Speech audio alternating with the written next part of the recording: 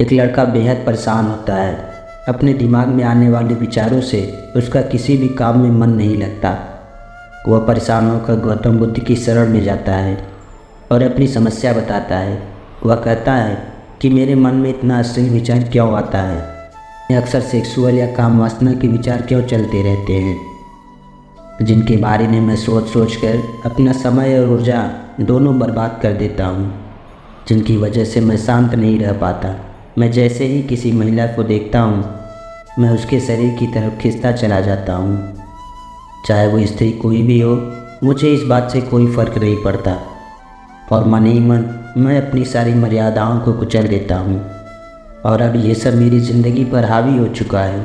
मैं जब भी कुछ और करने की कोशिश करता हूँ मैं नहीं कर पाता। मुझे अपनी आँखों के आगे अंधेरा दिखाई देता है। उसने आगे कहा कि गुरुवर, मुझे इससे निकलने का कोई रास्ता बताइए, वरना मैं तो ऐसे ही मर जाऊंगा, क्योंकि मुझे अपने आप से भी नफ़रत हो चुकी है। मैं अपनी ही नज़रों में गिर चुका हूँ। मैं अब किसी काम का नहीं रहा। गुरुवर, मेरा मार्गदर्शन कीजिए। गौतम बुद्ध ने कहा, तुम्हारे अंदर ये अच्छी बात है कि तुम्हें पता है कि ये सब सही नहीं है और इससे तुम्हारे शरीर को भारी नुकसान हो रहा है। इसका मतलब है कि तुम इसे छोड़ना चाहते हो, इसलिए तुम इससे बहुत जल्द ही बाहर निकल जाओगे। काम वासना कोई गलत चीज़ नहीं है और ये सभी में होता है और इसी से संसार आगे बढ़ता है, तो ये गलत कैसे हो सकता है। यहाँ पर अब तुम्हें अपनी जिम्मेदारियाँ, अपने उस हर विचार की जिम्मेदारी लेनी होगी जो तुम्हारे मन में इस समय विचरण कर रहा है। जब तक तुम अपने विचारों पर ध्यान नहीं दोगे तब तक तुम अपनी इस आदत से दूर नहीं हो सकते। देखो पुत्र, बचपन से ही सभी को इस विषय से दूर रखा जाता है, जिससे सभी के भीतर इसको जानने की जिज्ञासा बन जाती है। और जिस समाज में तुम रह रहे हो उसे इस तरह से प्रस्तुत किया जा रहा है कि जैसे जीवन का यही एकमात्र लक्ष्य हो। तुम और हजारों तुम्हारे जैसे होंगे जो इस आदत से लाचार होंगे। अगर बचपन से ही तुम्हें इन सब बातों का पता होता कि क्या गलत है और क्या सही, तो शायद इस तरह की स्थिति नहीं बनती। इन सब से बाहर निकलने के लिए तुम्हें 3 नियम समझने होंगे। पहला मन का नियम, दूसरा शरीर का नियम और तीसरा जीवन का नियम। सबसे पहले मन का नियम समझते हैं। मन का नियम कैसे कार्य करता है? मन का कार्य विचारों को मजबूत करना होता है और वास्तविकता में बदलना होता है। जो विचार तुम्हारे मन में सबसे ज़्यादा होंगे, तुम्हारा मन सब कुछ उसे ही मान लेता है। वो तुम्हारे लिए अच्छा है या बुरा उसे यह नहीं पता, वह तो बस अपना कार्य कर रहा है। मन का यही कार्य है कि हम उसे जो भी विचार देते हैं वह उसे आपके अस्तित्व में पूरी तरह उतार देता है। तो सबसे पहले आपको यह ध्यान रखना है कि आपके मन में किस प्रकार का विचार आ रहा है। यह विचार आपके हित में है या अहित में है।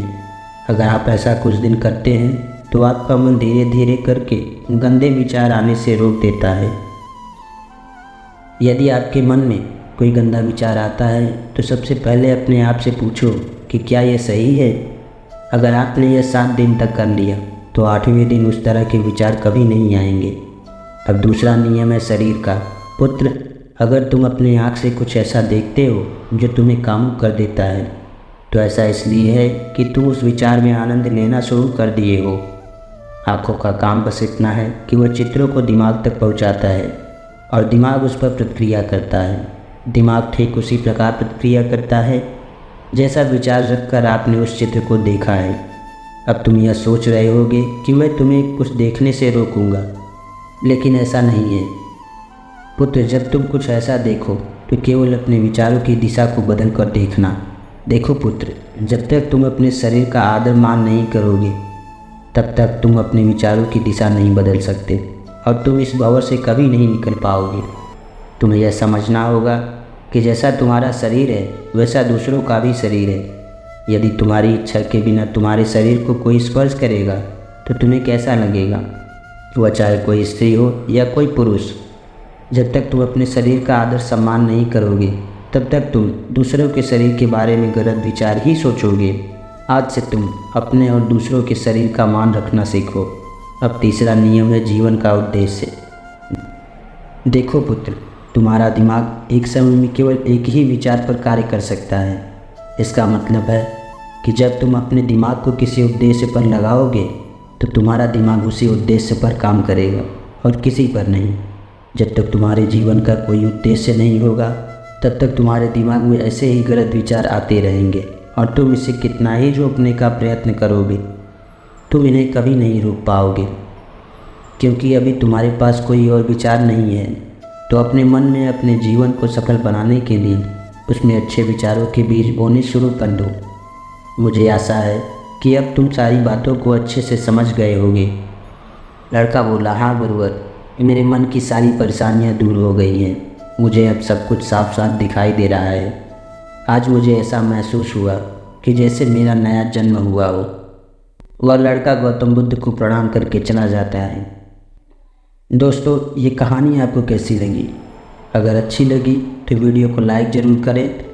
ऐसे और मोटिवेशन वीडियो को देखने के लिए हमारे चैनल को सब्सक्राइब करें। मिलते हैं आपसे अगली वीडियो में एक नई कहानी के साथ। तब तक के लिए अपना ख्याल रखना, हमेशा मुस्कुराते रहना और जीवन में आगे बढ़ते रहना।